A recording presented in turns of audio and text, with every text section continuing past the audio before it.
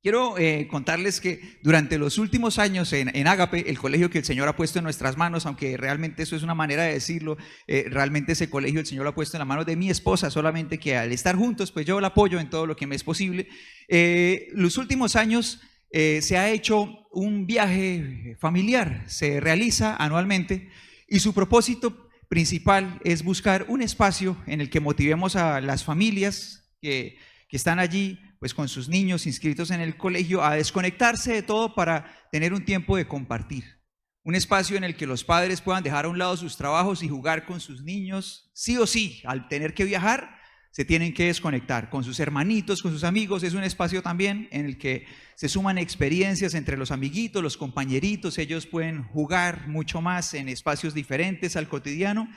Y es un espacio en el que también las familias, entre unas y otras, unen lazos. Y hace unos días, no muchos, pocos días, estábamos en este paseo anual. Sucedió solo hace unos días. Y este paseo particularmente tuvo mucho espacio acuático, mucha actividad acuática, mucha agua por todos lados. Así que usted se imaginará cuánta felicidad en esos chicos, ¿verdad?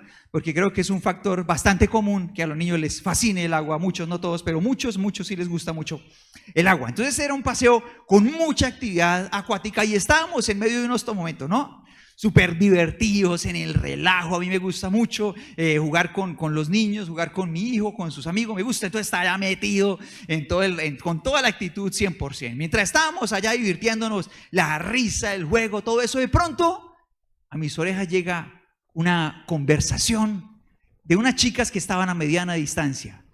Le prometo que no fui chismoso, yo no estaba chismoseando de manera premeditada la conversación, yo estaba sinceramente jugando, cuando de pronto a mis oídos puros, cautos, inocentes, llegó esta conversación. De pronto yo estaba ya en el relajo cuando escucho: ay, ese está lindo. Y de pronto la otra voz le dice: ay, no, pero tiene mucha cara de niño. Entonces yo me giro, evidentemente no hablaban de mí, ¿no? O sea, ya con ese comentario segundo ya quedé por fuera. Me giro, ¿no? Me giro y a mediana distancia, pero un poco más disimulado, no tan evidente, disimulado, yo me giro ¿no? Las miro y bastó solo un segundo, así como a usted, igual a mí, me bastó solo como un segundo para darme cuenta de que estas chicas estaban en modo radar. Ellas estaban pasando revista a todos los muchachos que estaban en actividad acuática, a todo el mundo analizándolos. Entonces yo me pregunto, ¿con cuánta frecuencia en el universo paralelo de las mujeres sucederá que pasa un hombre desentendido de pronto con su alma pura y cauta, inmaculada, ¿verdad? Y mientras tanto hay un par de mujeres analizándolo, describiéndolo y categorizándolo, ¿no? ¿Cuántas veces sucederá? No lo sé, pero en ese momento estaba sucediendo. Estaban estas dos damas analizando, describiendo y categorizando a sus muchachos. ¿Con qué intenciones? No lo sé. No puedo juzgarlas, no puedo juzgar sus intenciones, tampoco valido su conversación, pero la comparto ese momento por nuestra necesidad humana de categorizar, de poner en categorías. Categorizamos todo el tiempo, o mucho, categorizamos. Entonces, por ejemplo, en este caso, a las personas podemos poner en categorías. Entonces, nosotros, a lo largo de nuestra vida, como un instinto natural, categorizamos a las personas por su aspecto físico, como, por ejemplo, categoría 1, persona no me interesa, personas que no me interesan. Ya las veo, ya no me despierta ningún interés. Categoría 2 podría ser, ¿qué? Normalito, ¿no? Está bien, tampoco me atrae, pero está bien. Categoría 3, está chévere, ¿no? Me gusta. No es el top, pero podría ser. Y categoría 4, como el amor ideal, ¿no? Corazones, ¿verdad? Salen los corazoncitos. Los casados obviamente tenemos en el corazón a la esposa y un cartel que dice cerrado. ¿Cierto que sí? Fuera de servicio, ¿verdad? Ahora, también categorizamos la ropa, ¿no? Entonces, como que si mañana tengo un evento súper importante, yo ya pienso, voy a poner esta. ¿Cierto que sí? La top, ¿no? La ropita más chévere, ¿no? Después, otra categoría que sería, bueno, la ropita que no es tan lo máximo, pero me gusta, está chévere, me la puedo poner así con mucha alegría. Luego iría a la categoría normal, la del día a día, y luego podría ir a la categoría de la que está a punto de ser limpión. un poco más y aparece en la cocina, ¿verdad? ¿Cierto que sí? La pantalonetica de caucho y usted la ve allá para limpiar el reguero de la olla, ¿cierto? Bueno, también se puede categorizar, ¿qué? La comida. Entonces, categoría más bajita, aquí la categoría más bajita, ¿qué sería? La remolacha, ¿verdad? ¿No? El rábano, dice acá mi hermano, ¿verdad? ¿Verdad? Categoría siguiente, normalito, lo normal que podría estar, no nos quita el sueño. A mí, por ejemplo, la yuca. Perdón los amantes de la yuca, ¿no? Perdón porque de pronto un alma sensible que ama la yuca, tranquilo. Yo doy mi opinión. La mía, la yuca, no puede estar una yuca, no me quita el sueño. Ahora, lo muy rico, como que de pronto un lomito de cerdo, ¿no? ¿Verdad? Lo rico, un pollito, así de pronto viene una pechuguita asada, chévere, ¿no? ¿Verdad? Lo rico. Y acá en la cima de todo, el alimento glorioso. ¿Qué sería? ¿Qué podría ser? ¿A todos ustedes les gusta la hamburguesa? ¿No? ¿A mí? ¿Verdad? Podría estar acá el alimento glorioso. ¿Qué podría ser? Una hamburguesa, ¿verdad? O un corte de carne asada así gruesito, asadito pero jugoso por dentro. Uy, no. La palabra, ¿verdad? Acá en el top. Entonces nosotros categorizamos porque es una habilidad humana necesaria desde lo más temprano de nuestra vida. Prontísimo nosotros empezamos a usar esta habilidad de categorizar, porque organizar todas las cosas en categorías nos ayuda a comprender, a analizar y a tomar decisiones. En la medida que nosotros categorizamos y le damos un rango a las cosas, nosotros podemos tomar decisiones con facilidad. Entonces, de esta manera, nosotros solucionamos muchas cosas rápidamente, decidimos, definimos cosas.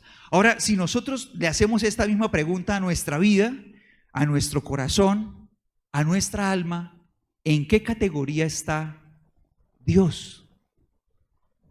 ¿En qué categoría está nuestro Señor? ¿Estará nuestro Señor en la categoría acá en lo más top? O sea, el Señor es lo más para mí, lo máximo. Lo primero, mi pasión, mi todo. ¿El Señor estará en esta categoría?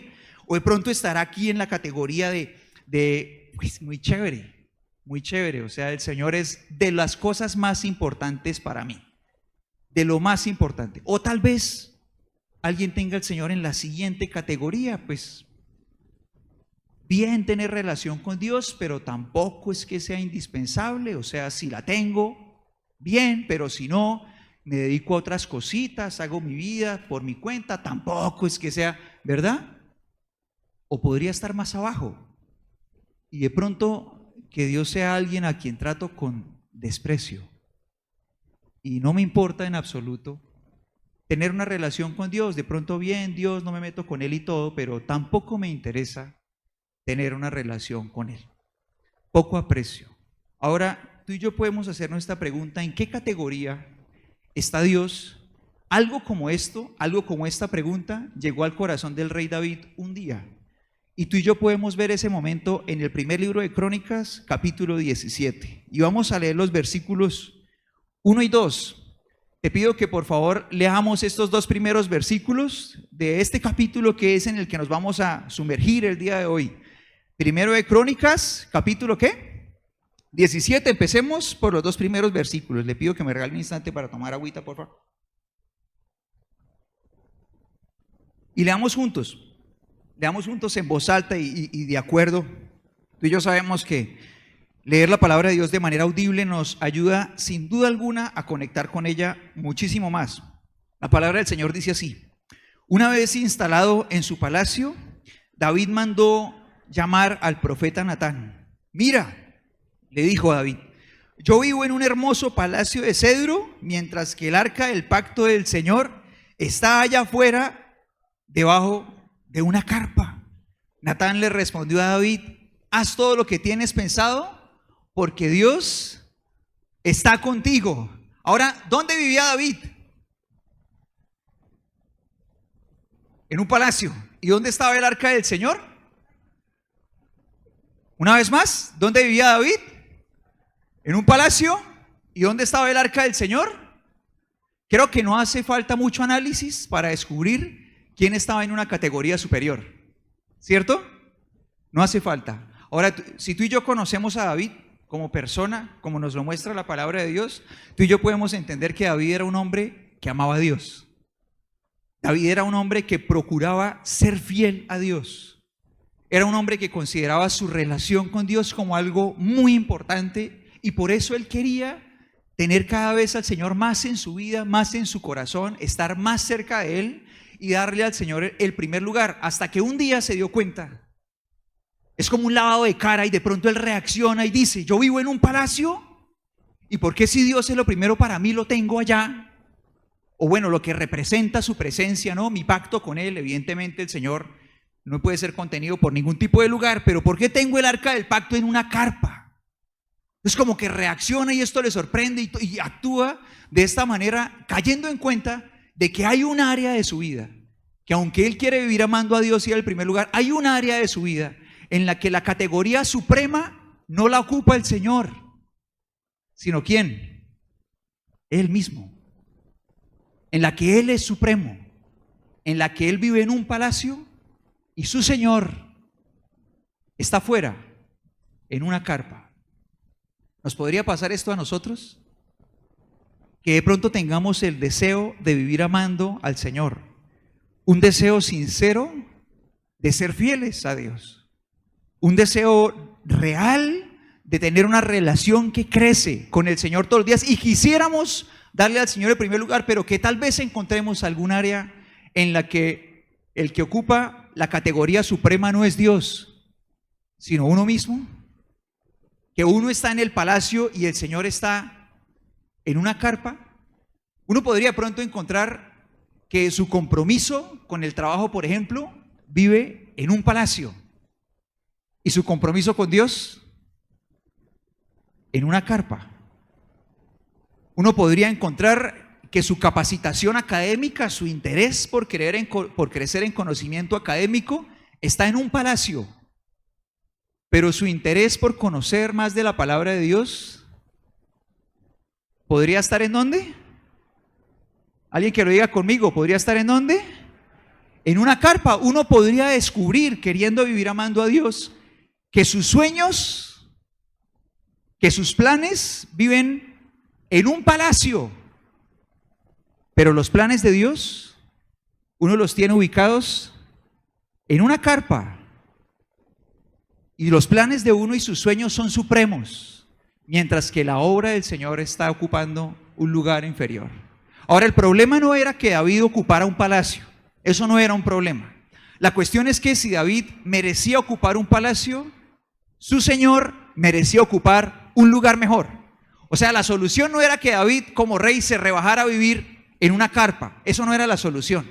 La solución era que si David era digno de vivir en un palacio, su Señor debía ser mucho mejor. ¿Sí estamos de acuerdo o no?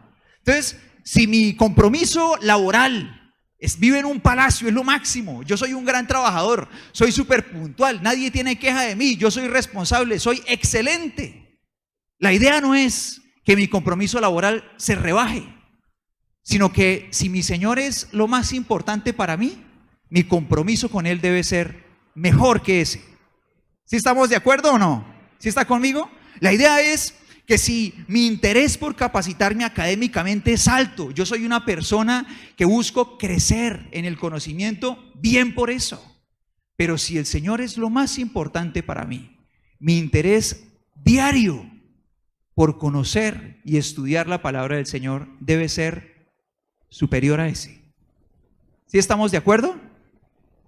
La cuestión es que mis planes pueden ser y mis sueños pueden ser algo muy importante para mí y puedo pelear con ellos, pelear por ellos, luchar por ellos, desear verlos hechos realidad. Pero yo te invito a que tú y yo nos preguntemos en este momento, ¿qué planes son más importantes? ¿Los nuestros o los planes de Dios? ¿Qué planes serán más importantes? ¿Nuestros planes académicos, laborales, familiares? ¿O el plan de Dios, que es que igual que tú, nadie más se pierda, que las vidas destruidas sean salvas, que las familias sean sanadas, que puedan crecer niños con padres que amen a Dios y que los amen a ellos, que puedan crecer en todo sentido los pueblos, las sociedades, amando a Dios y buscándolo, conociendo el amor verdadero. ¿Cuáles planes serán más importantes, los nuestros o los planes de Dios? Sin duda alguna, ¿verdad? Sin embargo, David reacciona y se da cuenta de que hay un área de su vida en la que él vive en un palacio y su Señor está habitando una carpa. Por fortuna, David se da cuenta de que esto no está bien y que necesita cambiar. Y yo deseo con todo mi corazón que ojalá esta noche y cada vez que tú y yo leamos la palabra del Señor y nos demos cuenta de verdades como esta, estemos dispuestos a cambiar. Yo me pregunto, ¿habrá algún corazón dispuesto a cambiar lo que sea necesario acá en casita hoy? Muy bien, el plan de David era el siguiente. Cuando él llama al profeta para consultar con él, su idea era construir un edificio mucho más lujoso que su palacio. Esa era la motivación de David. Yo vivo en un palacio y es hermoso, le voy a construir al Señor una casa que sea muchísimo más hermosa que la mía, porque el Señor es digno de lo mejor. Ese era su plan. Pero él decide consultarle al profeta Natán. Como en ese tiempo no se tenía la palabra de Dios, la Biblia completa como tú y yo la tenemos, somos privilegiados. En ese tiempo, nuestro Señor Jesucristo no había venido, que Él es la palabra de Dios misma revelada a plenitud, y quien selló cada palabra anterior y quien fue el autor de cada palabra de su tiempo. Ahora, tú y yo podemos ver que David no tenía todo ese privilegio. Entonces, en este tiempo, la forma de consultar a Dios en muchas circunstancias era a través de profetas. Entonces, él consulta al profeta Natán, y el profeta Natán, ¿qué le dice? ¿Alguien se acuerda? ¿Qué le dice? Le dice, hágale, manos a la obra. Pero la cuestión es que el profeta no le había consultado al Señor. El profeta lo hizo porque le pareció bueno. Al profeta le pareció buena su intención. Ahora tú y yo podemos leer los versículos del 2 al 4 juntos para ver qué pasa. Leamos juntos. Primero de Crónicas 17, pero esta vez del 2 al 4. Natán le respondió a David, haz todo lo que tienes pensado. Porque leamos juntos, no se vale, otra vez, leamos juntos. Dice, Natán le respondió a David, haz todo lo que tienes pensado, porque Dios está contigo. Pero esa misma noche, Dios le dijo a Natán, ve y dile a mi siervo David, esto ha declarado el Señor, ¿no serás tú el que construya una casa en la que yo iba? Vamos a hacer una frenada aquí antes de leer todo el mensaje. Pues el mensaje no termina aquí, el mensaje es precioso. El mensaje va mucho más allá y el mensaje nos toca a nosotros también. Hay cosas que son solamente para David, pero hay cosas que van a tocar nuestra vida directamente. Pero hay que hacer una parada aquí, porque esto es tremendo. Es tremendo, nos deja grandes lecciones. Yo quiero compartir contigo 3 conclusiones que decidí sacar de esto. Podríamos hablar mucho más, pero quiero compartir contigo 3 conclusiones que sacamos aquí de esta frenada que estamos haciendo. Y la primera es que nosotros pensemos hacer algo bueno no quiere decir que esté dentro de la voluntad de Dios. Esto es tremendo. Porque David pensaba hacer algo y tú crees que lo que David pensaba hacer era bueno o no. Sí, era bueno. Entonces le pregunta al profeta y el profeta no ora. ¿Ustedes sí oran o no? ¿Sí? ¿Ustedes sí? Ah, bendito Dios. Ahora, él le pregunta al profeta, el profeta no ora. O sea, el profeta sí era un hombre de oración, pero ¿a él qué pasa? Que le parece tan bueno eso que no le pregunta a Dios. No le pregunta al Señor, no va a su lugar de oración a preguntarle al Señor. Después en la noche, cuando va y ora, entonces el Señor le dice, ¿qué piensa él? Pero cuando a él le parece bueno, él dice, hágalo, claro, eso está buenísimo. Y de pronto en la noche, mientras va a orar, se da cuenta de que el Señor le dice, no será David quien construya una casa para mí. Entonces tú y yo podemos pensar muchas cosas que parecen buenas, pero el hecho de que a nosotros nos parezca bueno no quiere decir que esté dentro de la voluntad de Dios. A mí me impresiona cada vez más, y yo ya esto lo he mencionado varias veces, pero es que no me deja de sorprender. Cuando de pronto miro y me encuentro en algunos espacios en redes sociales mensajes positivos en los que meten a Dios. Eso no es lo que me sorprende. Lo que me sorprende es que haya cristianos que posteen cosas que absolutamente están en contra de lo que la palabra de Dios dice. Pero lo postean porque suena lindo. Pero no examinan si realmente Dios está de acuerdo con eso. Dios no es el patrocinador de los sueños de todo el mundo. Eso no es cierto ni es bíblico. Dios no hará que todo lo que tú quieras salga bien. Eso no es cierto ni es bíblico, porque Dios no es nuestro siervo. Dios no es nuestro empleado para hacer todo lo que a nosotros nos ocurra. Es al revés. Somos nosotros los que tenemos que preguntarle al Señor, ¿qué quieres que yo haga? Y cuando nuestros sueños se encajan con la perfecta voluntad de Dios, sin duda alguna, el Señor los hará florecer. ¿Sí está conmigo? Pero el hecho de que a mí me parezca bueno, no quiere decir que sea la voluntad de Dios. Otra conclusión bien grande de esta parada es que si queremos hacer lo correcto, siempre, siempre, siempre, siempre necesitamos escuchar a Dios. Si nosotros queremos acertar y tomar el camino correcto, siempre necesitamos conocer la palabra de Dios. Es imposible que nosotros acertemos, vayamos por el propósito del Señor sin conocerla. Pero otra conclusión, como mirándola de otro punto de vista, es que si quiero que Dios sea el primero para mí, no será en mis propios términos. Si yo quiero que Dios sea el primero para mí, no será en mis propios términos. Es imposible pensar que Dios va a ser el Señor de toda mi vida si yo decido buscarlo bajo mis propios términos. Eso es imposible. Cuando yo pienso que yo puedo buscar a Dios bajo mis propios términos, Dios no es el Señor, Dios soy yo mismo. Cuando yo creo que yo puedo buscar a Dios bajo mis propios términos, entonces una vez más yo estoy en el palacio. ¿Y Dios dónde está?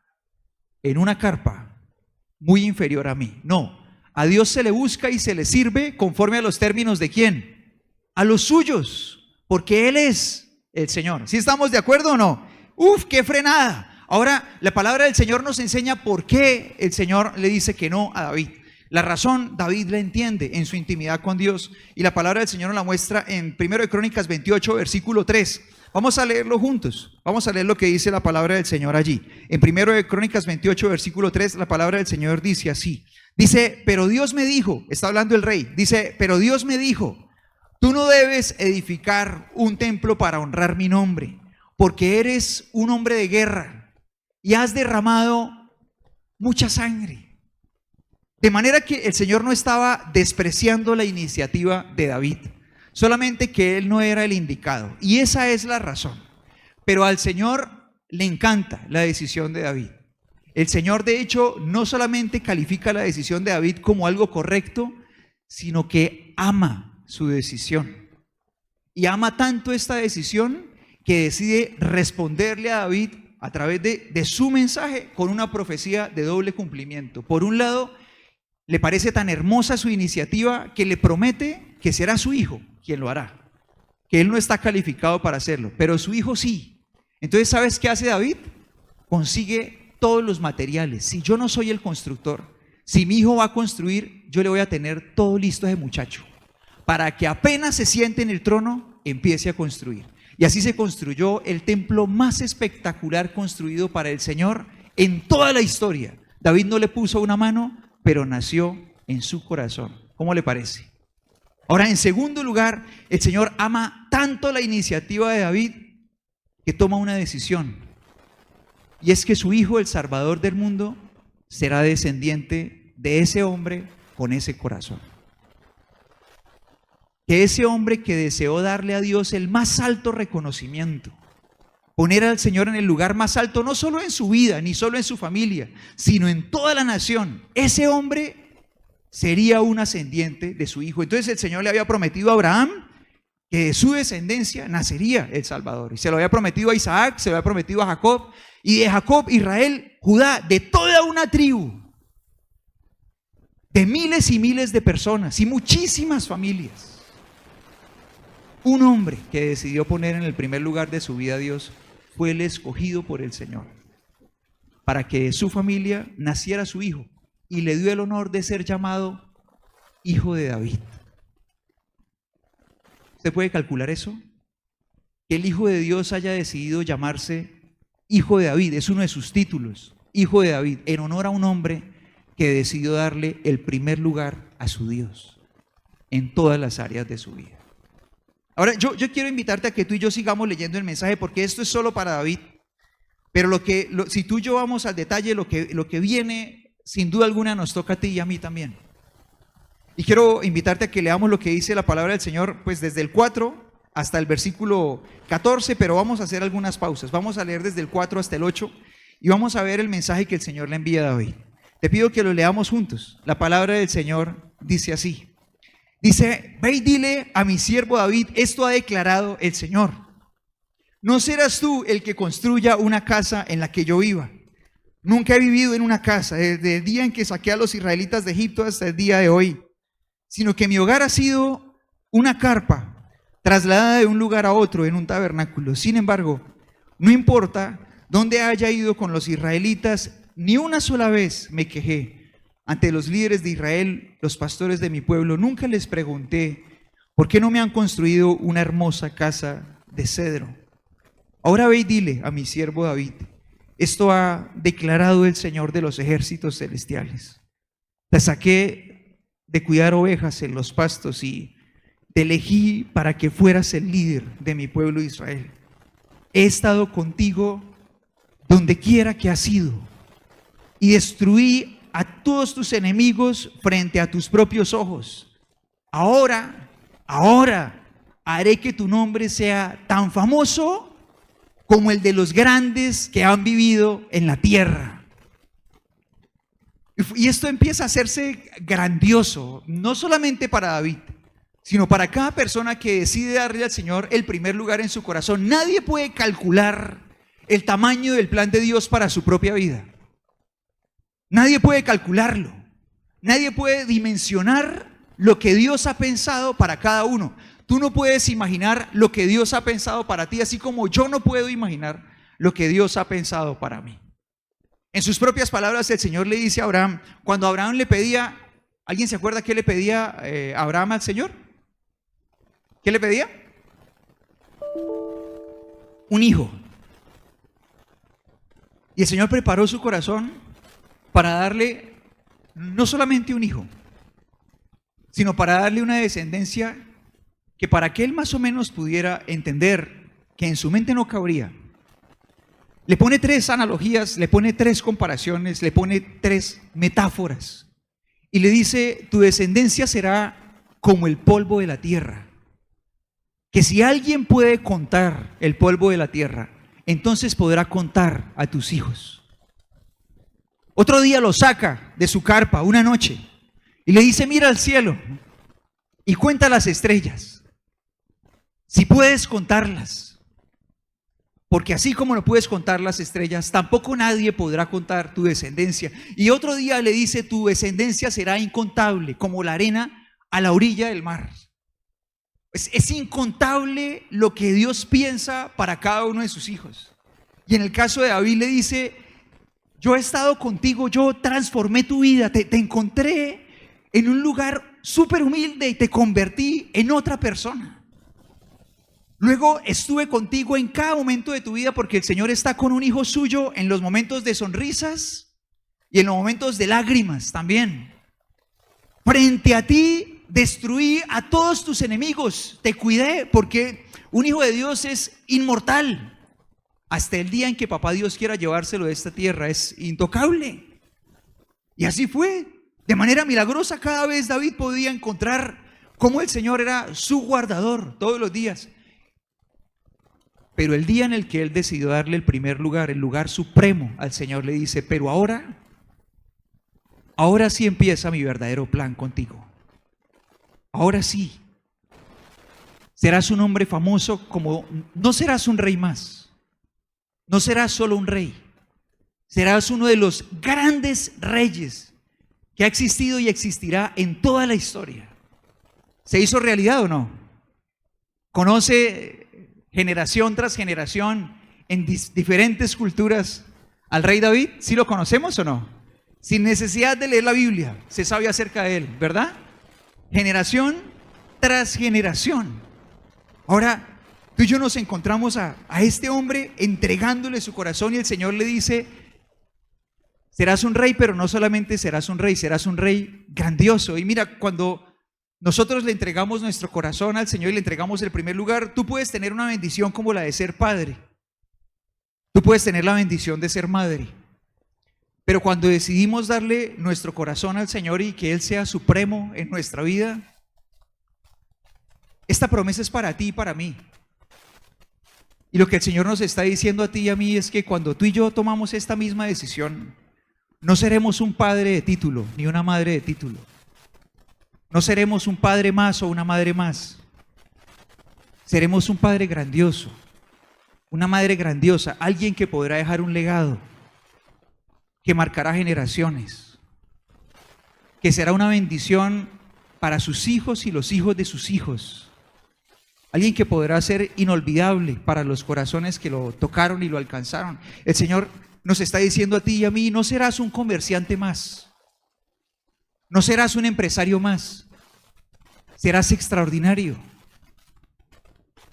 Tu lugar de comercio no será un lugar de ventas, tus argumentos no serán palabras de convencimiento solamente para lograr cerrar negocios.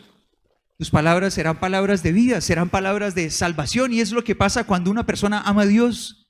Resulta que sus conversaciones ya no solamente obedecen a sus propios propósitos y termina uno encontrando que un comerciante no solamente termina vendiendo en su local, termina aconsejando y hablando de Jesús para que otras personas puedan ser rescatadas por Él también. No solo serás un docente, no solo serás un médico, no solo sanarás cuerpos, tus palabras sanarán vidas.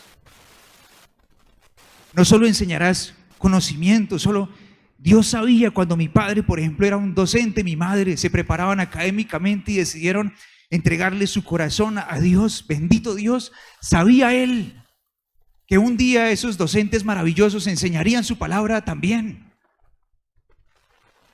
Y que de oírlos preparar enseñanzas y dar clases hermosas de matemática y español, sus hijos aprenderían a enseñar.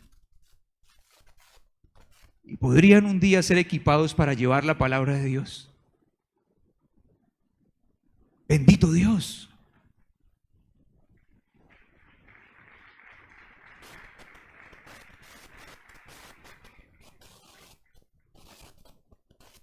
No serás un trabajador más, no serás un constructor más, no serás un conductor más. Serás alguien extraordinario.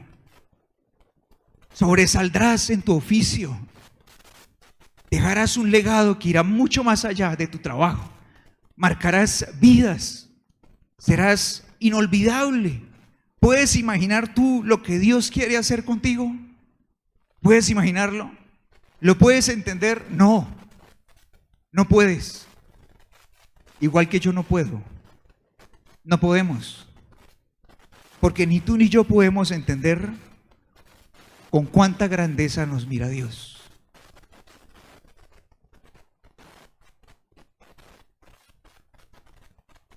Es precioso, pero Dios te mira con ojos de grandeza. 42 reyes se sentaron en el trono de Israel. 42 reyes. Uno solo recibió este tipo de promesas. Mi amado, porque Dios tiene planes hermosos para todo el mundo, pero no todo el mundo está dispuesto a darle el lugar supremo en su vida a su Dios. El ser humano, engañado por sí mismo, muchas veces cree que su vida está mejor en sus manos, que sus sueños están mejor en sus manos, que sus planes, sus relaciones afectivas están mejor en sus manos. ¡Qué robo tan grande! El mejor lugar para derrochar una vida entera es en las manos de Dios.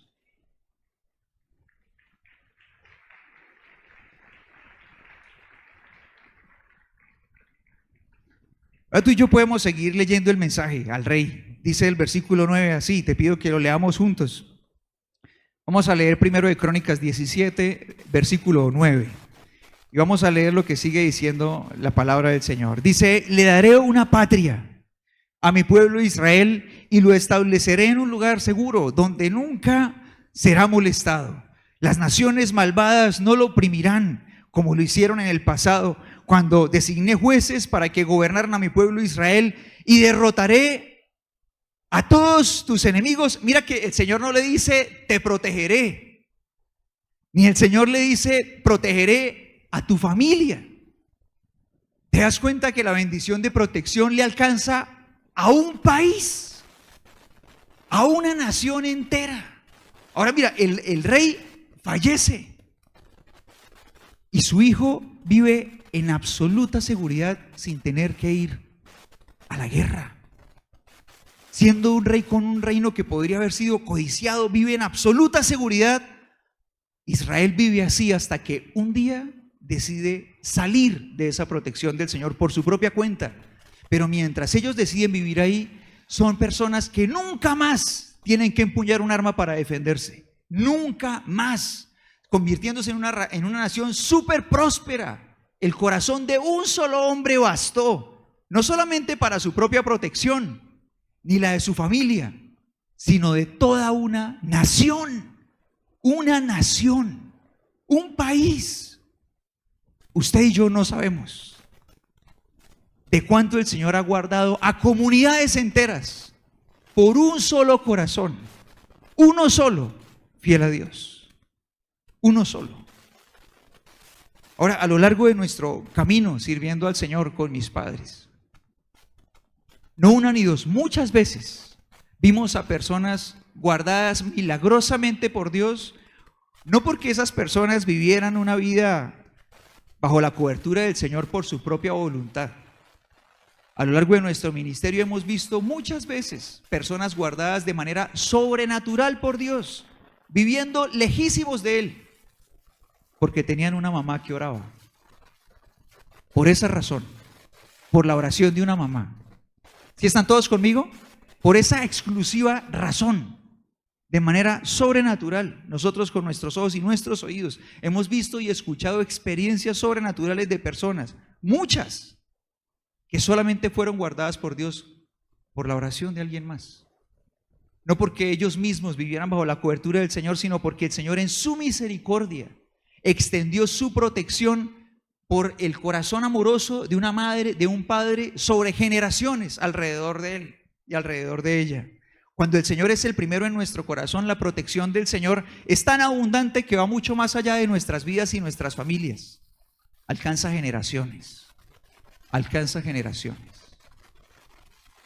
Ahora el mensaje sigue diciendo, dice, además, el versículo 10 sigue diciendo, además, yo declaro, te pido que leas conmigo, que el Señor construirá una casa para ti, una dinastía de reyes. Yo le pido que usted me acompañe y que leamos con todo nuestro corazón. Este mensaje no es de otro ser humano, no es de una autoridad sobresaliente. Este mensaje es de Dios Todopoderoso a un ser humano. Le está diciendo, no serás tú quien me construya una casa, yo construiré una casa para ti. No cualquier casa, yo construiré para ti una dinastía de reyes. Dice, pues cuando mueras y te reúnas con tus antepasados, levantaré a uno de tus descendientes, a uno de tus hijos, y fortaleceré su reino. Él es quien edificará una casa, un templo, y fortaleceré su reino. Dice, Él es quien edificará una casa, un templo para mí, y afirmaré su trono para siempre. Yo seré su padre y él será mi hijo. Nunca le retiraré mi favor, como lo retiré de quien reinó antes de ti. Lo confirmaré como rey sobre mi casa y sobre mi reino para siempre, y su trono estará seguro para siempre. Ese día el Señor le estaba diciendo a David, me siento honrado de que de tu familia nazca mi hijo.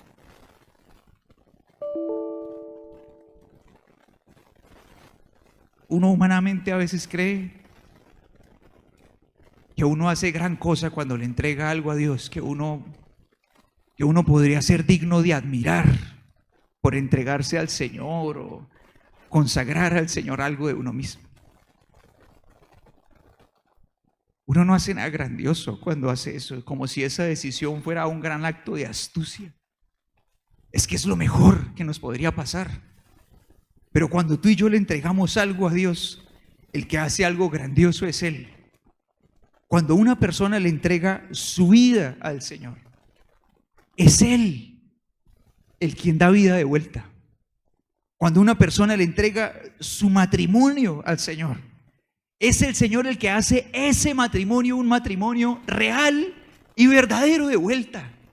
Mi amado, yo hoy en mi casa, mientras preparaba esta palabra, oía a una pareja gritar fuertemente, batallar en casa.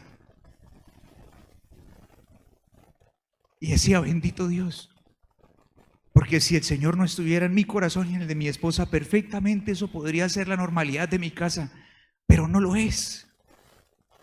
Pero no es por mí, no es porque sea un buen hombre, no lo soy. Es porque Dios ha sido bueno y ha llenado nuestro corazón.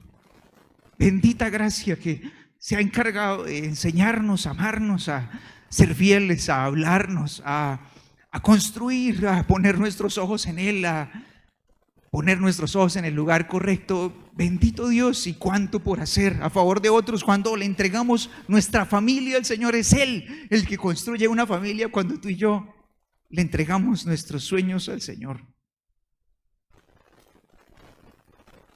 Es Él el que nos da los suyos, que son mucho mejores. Cuando tú te entregas a Dios, descubres lo mejor que te puede pasar en la vida. Hay cosas que solamente sucederán en una vida que decide darle el primer lugar a Dios. Muchos se sentaron en el mismo trono del rey David, pero ninguno vivió una relación con Dios como la de él. Mi amado, el propósito de Dios para nuestras vidas, cuánto quisiera el Señor que se hiciera real en la vida de todos. Pero una vez más le digo con todo mi corazón, hay cosas que solo sucederán en un corazón que decide darle el primer lugar a Dios.